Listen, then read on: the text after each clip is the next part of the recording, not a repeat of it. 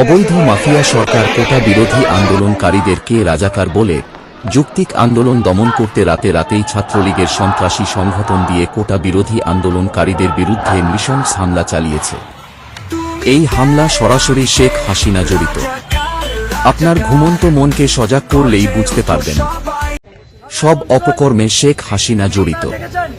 ছদ্মবেশী দেশ বিরোধী শেখ হাসিনা বাংলাদেশের জন্য অশনি সংকেত। প্লিজ সাপোর্ট দিয়ে সত্যের সাথে থাকুন। ধন্যবাদ।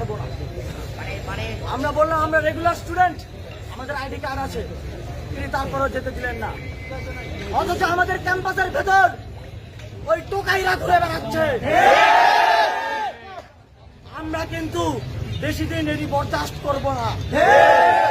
ঢাকা বিশ্ববিদ্যালয়ের শিক্ষার্থীরা নেমে আসলে কি হয় তা কাল রাতে আপনারা দেখেছেন।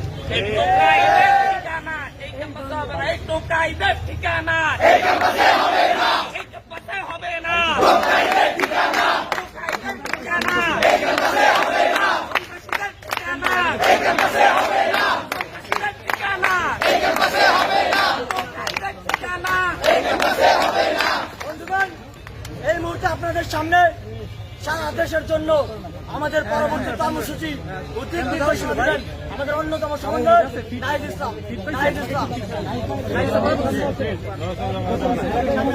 যেভাবে আছেন ওইভাবে থাকেন। বন্ধুগণ, আপনারা আজকে সারাদিন দেখেছেন কি হয়েছে।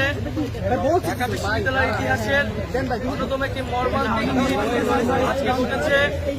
আজকে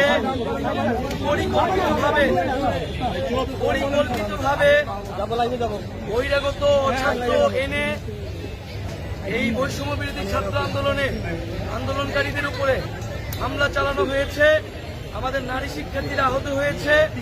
আমরা এখন পর্যন্ত খবর পেয়েছি 2 শতাধিকের উপরে আমাদের আহত হয়েছে এবং যার মধ্যে 20 থেকে 25 জনের অবস্থা খুবই ক্রিটিক্যাল। আজকে যখন ঢাকা বিশ্ববিদ্যালয়ে হামলাটি হয়েছে তখন আমরা বিশ্ববিদ্যালয়ের প্রক্টরের নীরব ভূমিকা দেখেছি। আমরা এই প্রক্টর চাই না, আমরা প্রক্টরের কাছে জবাবদিহি চাই যে এই প্রক্টর কি করে।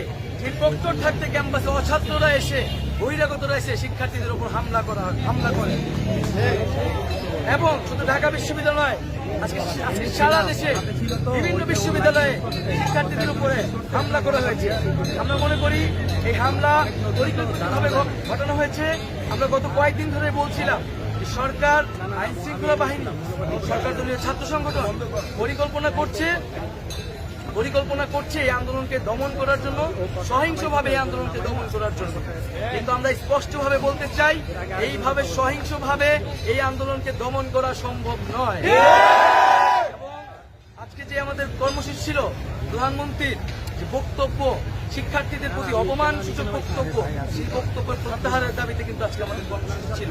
আমরা এখনো আজকে এই প্রেসিডেন্ট থেকে বলতে চাই, প্রধানমন্ত্রীর যে বক্তব্য, সেই বক্তব্য কিন্তু আমরা প্রত্যাহার করি, এবং আমরা নিন্দা জানাই যে প্রধানমন্ত্রী হয়ে সরকারের সর্বোচ্চ জায়গা থেকে আমরা আশা করেছিলাম তিনি দেশে এসে কোটা সংস্কারের যৌক্তিক সমাধানের একটা পথ দেখাবে।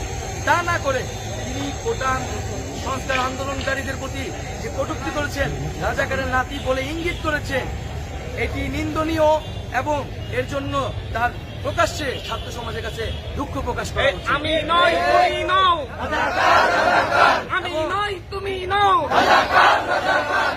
আমরা একই সাথে দেখেছি যে প্রধানমন্ত্রী শুধু আমাদের নিয়ে নয়, আমাদের শিক্ষকরা যে আন্দোলন করছে সেই শিক্ষকদের আন্দোলন নিয়েও কটূক্তি করেছে। আমরা এটিরও তীব্র নিন্দা জানাই। প্রধানমন্ত্রীর বক্তব্য আজকে সারাদিনে যা ঘটেছে, আমরা সারা দেশের মানুষের কাছে আহ্বান করব, আপনারা নেমে আসুন, আপনারা সকল শিক্ষা প্রতিষ্ঠানের শিক্ষার্থীরা নেমে আসুন, সাধারণ মানুষ নেমে আসুন, স্কুল, কলেজ, প্রাইভেট, বিশ্ববিদ্যালয়